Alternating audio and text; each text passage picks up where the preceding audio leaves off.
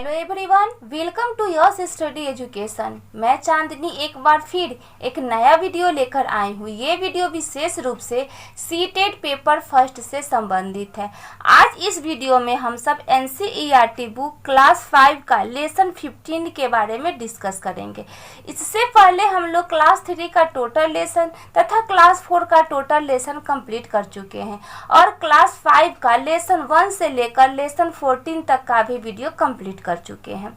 अगर आप उसे देखना चाहते हैं तो डिस्क्रिप्शन बॉक्स में उसका लिंक दिया हुआ है, वहां से भी आप उसे देख सकते हैं। और हाँ, अगर आपको लगे मेरा वीडियो आप लोगों के लिए हेल्पफुल है तो वीडियो को सब्सक्राइब करें तथा बेल आइकन को प्रेस करना बिल्कुल ही ना भूलें। तो चलिए बिना देरी किए हुए स्टार्ट करते हैं। लेसन 15, उसी से ठंडा उसी से गर्म। ये लेसन बहुत ही इंटरेस्टिंग है। मैं तो ये कहूंगी कि ये लेसन आप लोग भी पढ़ें। इस कहानी के लेखक हमारे पूर्व राष्ट्रपति डॉक्टर जाकिर हुसैन थे। इस लेसन का स्टोरी सुनिए। इस लेसन में एक लकड़हारा है। लकड़हारा किसे कहते हैं? लकड़ी काटने वाले को। ये तो आप लोग को भी पता होगा। और दूसरा पात्र जो है वो बालिस्तीये है। बालिस्तीये का मतलब है कि एक नाटा व्यक्ति है जिसकी दाढ़ी मूछें बड़ी बड़ी है। वो लकड़हारा क्या किया कि लकड़ी काटने के लिए जंगल में निकला और काफी दूर तक वो निकल गया।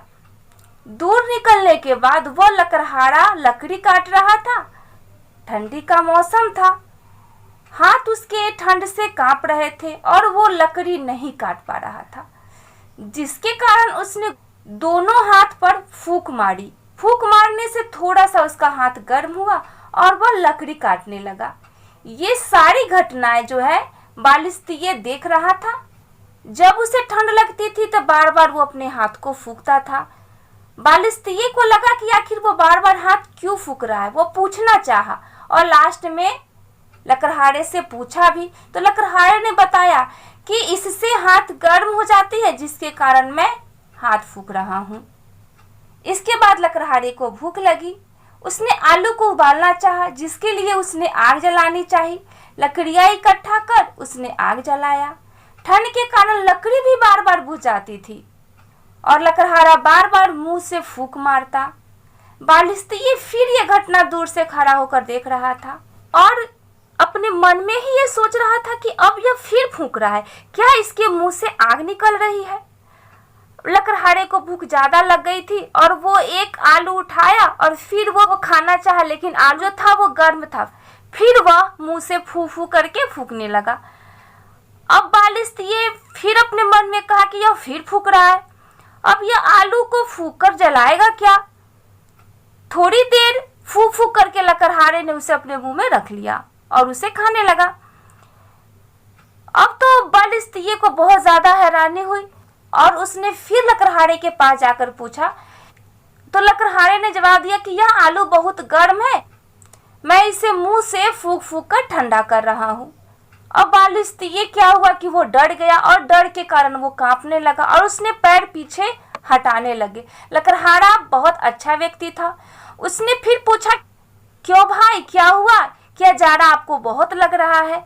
लेकिन बालिस्तीये उसका कोई जवाब नहीं दिया और वह पीछे हटता हुआ चला गया। वो काफी दूर तक चला गया और जाने के बाद मन में सोचता कि हो सकता है ये तो कोई भूत है या तो जिन होगा, क्योंकि उसी से ठंडा और उसी से गर्म, यह अक्ल हमारी बात में नहीं आती है। ये कहानी बताने का मेरा रीजन यह हुआ कि ये बात सबके बस की बात नहीं है। यहाँ पे जो वो बालिस्ते था वो छोटा व्यक्ति था। यहाँ क्लास 5 के जो भी बच्चे होंगे वो उतने बड़े बच्चे नहीं हो पाते हैं, तो उनके ये समझ में नहीं आ पाएगा कि जिससे हम ठंडा करते हैं उसी से हम गर्म कैसे कर लेंगे।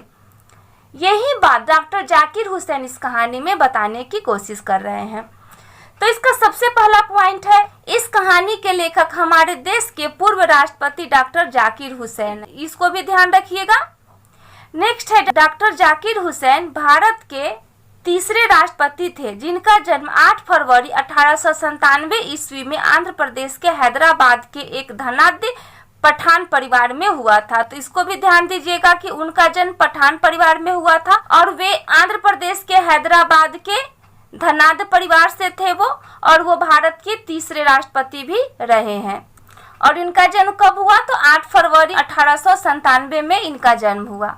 इस कहानी से बच्चों में ठंडी या गर्म हवा की अवधारणा को समझाने की कोशिश की गई है, क्योंकि बच्चे को ठंडी या गर्म हवा की अवधारणा समझने में समय लगता है। जैसा कि मैं ये पहले ही बता दी हूँ, जब कोई बच्चा होता है जो क्लास 5 का बच्चा है, उसे यह जल्दी समझ में नहीं आ पाएगा कि उसी चीज़ से हम ठंडा भी कर रहे हैं और उसी चीज़ से हम गर्मी कर रहे हैं, क्योंकि सीटेट जो पेपर फर्स्ट है वो क्लास 1 से 5 तक के बच्चों के बारे में ही चर्चा करता है, और जो भी बात बताता है वो क्लास 1 से 5 तक के बच्चों के बारे में ही ये बात बताता है। तो आप हमेशा ये बात ध्यान रखिएगा कि इसमें जो भी बातें होगी बस क्लास 1 से 5 तक के बच्चे के बारे में ही बात की जाएगी इसमें। तो इसमें कह रहा है कि बच्चे को ठंडी या गर्म हवा की अवधारणा को समझाने की कोशिश तो की गई है इस लेसन में, लेकिन बच्चे को ठंडी या गर्म हवा की अवधारणा समझने में समय लगेगा। नेक्स्ट पॉइंट है, इस कहानी के गतिविधियों से यह समझाया गया है कि मुंह से निकली हुई हवा बाहर के तापमान के मुकाबले ठंड या गर्म हो सकती है। यानी कि कहने का मतलब यह हुआ, अगर बाहर का मौसम ठंडा है तो हम मुंह से हम फूंक मारते हैं तो वो बाहर के टेम्परेचर के मुकाबले गर्म या ठंडी होगी। अगर बाहर का टेम्परेचर अगर ठंडा होगा तो मुंह से जब हम भाप निकालेंगे तो वो गर्म भाप निकलेगा, और जब बाहर का टेम्परेचर गर्म होगा, जब मुंह से हम फूंक मारेंगे तो वो ठंडा फूंक निकलेगा। कहने का मतलब यह हुआ कि मुंह की निकली हवा बाहर के तापमान के मुकाबले ठंड या गर्म हो सकती है। अगर बाहर का टेम्परेचर ठंडा है तो जब मुंह से फूंक मारेंगे तो वो गर्म फूंक निकलेगी, और बाहर का टेम्परेचर गर्म है तो जब मुंह से फूंक मारेंगे तो वो फूंक जो होगा वो ठंडा निकलेगा। नेक्स्ट है, गर्म चीज को ठंडा करने के लिए जब हम फूंक मारते हैं तो वह चीज ठंडी हो जाती है। ऐसा इसलिए होता है क्योंकि गर्म चीज की अपेक्षा हमारी फूंक ठंडी होती है। जब ठंडी फूंक गर्म चीज से मिलती है तो उष्मा गर्म चीज से ठंडी फूंक की तरफ स्थानांतरित हो जाती है और गर्म वस्तु ठंडी हो जाती है। तो इस बात को भी ध्यान रखिएगा कि जब भी कोई चीज को ठंडा करने के लिए हम फूंक मारते हैं तो वह चीज जल्दी ठंडी हो जाती है। और ऐसा क्यों होता है?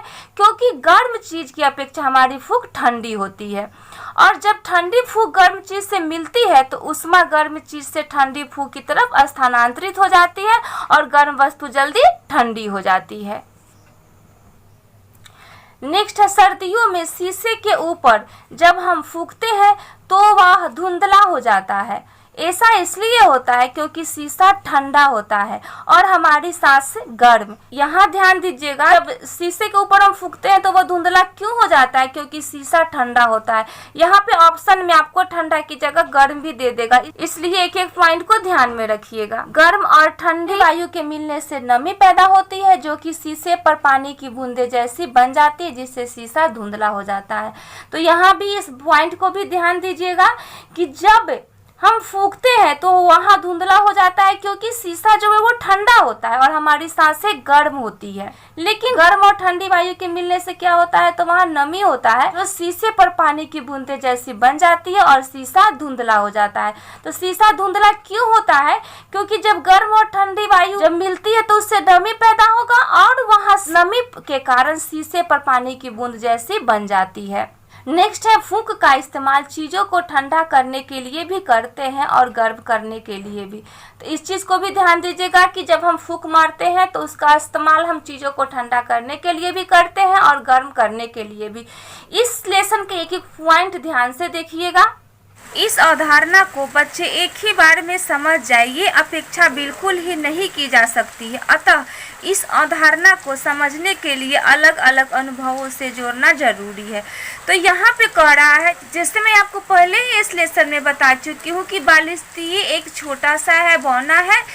हमारे राष्ट्रपति डॉक्टर जाकिर हुसैन ये बताने की कोशिश किए थे कि जब बच्चा जब छोटा होता है तो ये जरूरी नहीं है कि एक ही बार में ये बात समझ में आ जाए कि फूंक मारने से कोई भी चीज़ जल्दी ठंडी हो जाती है और उसी फूंक से कोई चीज़ गर्म हो जाती है। तो इसके लिए बच्चों को क्या करना चाहिए? तो अलग अलग अनुभवों से जोड़ना चाहिए। यानी कि बच्चे को अलग अलग एग्जाम्पल देकर बच्चे को ये समझाना चाहिए, तभी बच्चे को ये बात समझ में आएगा। एक नोट है, सांस गिनने वाले क्रियाकलाप में शिक्षक पूरी कक्षा के लिए मिनट शुरू होने पर शुरू और खत्म होने पर खत्म बोल सकता है। ये शिक्षण शास्त्र से संबंधित है और इसमें ये बात आने की कोशिश किया जा रहा है कि जब सांस गिनने का क्रियाकलाप हो तो उसमें शिक्षक क्या कर सकता है। तो शिक्षक क्या करेगा कि पूरी कक्षा के लिए मिनट शुरू होने पर शुरू और खत्म होने पर खत्म बोल सकता है। तो इसको ध्यान दीजिएगा कि जब भी सांस से संबंधित कोई प्रश्न पूछा जाए तो इसको ध्यान दीजिएगा। इसके बाद में नेक्स्ट है, गर्मियों में जब हम गिलास में बर्फ डालते हैं तो गिलास पर पानी की बूंदें आ जाती है, क्योंकि गर्मियों में बाहर का तापमान बहुत अधिक होता है और बर्फ डालने में गिलास का तापमान बहुत कम हो जाता है, जिससे गिलास पर पानी की बूंदें आ जाती है। ये भी शिक्षण शास्त्र का क्वेश्चन है, तो यहाँ ध्यान दीजिएगा, गर्मियों के दिन में जब हम गिलास में बर्फ डालते हैं तो गिलास पर पानी की बूंदें आ जाती है। तो आपके एग्जाम में ऐसा भी प्रश्न पूछा जा सकता है कि जब हम गर्मियों में गिलास में बर्फ डालते हैं तो गिलास पर पानी की बूंदें क्यों आ जाती है। तो क्यों आ जाती है, तो इसका कारण जानिए कि गर्मियों में बाहर का तापमान बहुत ज़्यादा होता है और बर्फ डालने पे गिलास का तापमान भी बहुत कम हो जाता है, जिससे गिलास पर पानी की बूंदें आ जाती है। तो इसको अब ध्यान दीजिएगा। तब तक के लिए इतना ही। अगर आप लोगों को हमारा वीडियो अच्छा लगा हो तो लाइक, शेयर और कमेंट करना बिल्कुल ही ना भूलें। धन्यवाद।